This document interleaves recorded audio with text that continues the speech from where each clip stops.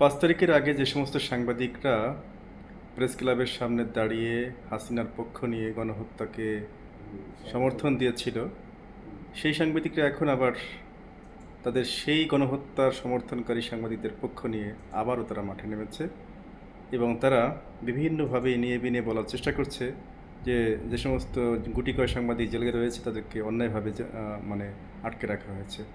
আসলে অভ্যুত্থানের পরে অনেক দেশে এই ধরনের সাংবাদিকের বেঁচে থাকার কথা ছিল না।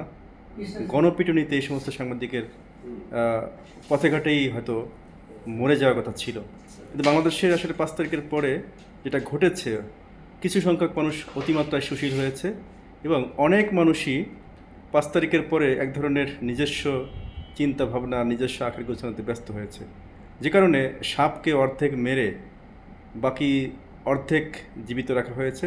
জানি না এই সাপ আবার কবে নাগাদ ছোবল দিবে এবং তারা হয়তো সেই ছোবলের অপেক্ষায় রয়েছে।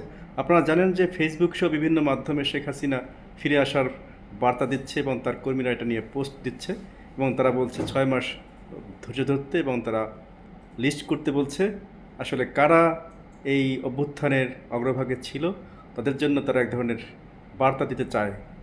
আসলে এই বিষয়টি খুবই অনভিপ্রেত যে অভ্যুত্থানে পরাজিত শক্তি তারা আবারও আমাদেরকে ভয় দেখায়। তো আশা করছি আসলে আমাদের ভেতরে চৈতন্য জাগ্রত হবে। আমরা যে চেতনা নিয়ে যে বৈষম্য এবং নিপীড়নের বিরুদ্ধে কথা বলেছি, আবারও সেই বৈষম্য নিপীড়ন আমাদেরকে জেগে ধরবে। এটা আসলে কোনোভাবেই কাম্য নয়। আমাদেরকে আবারও আগের মতন সোচ্চার হতে হবে সবাইকে, সব মাধ্যমে।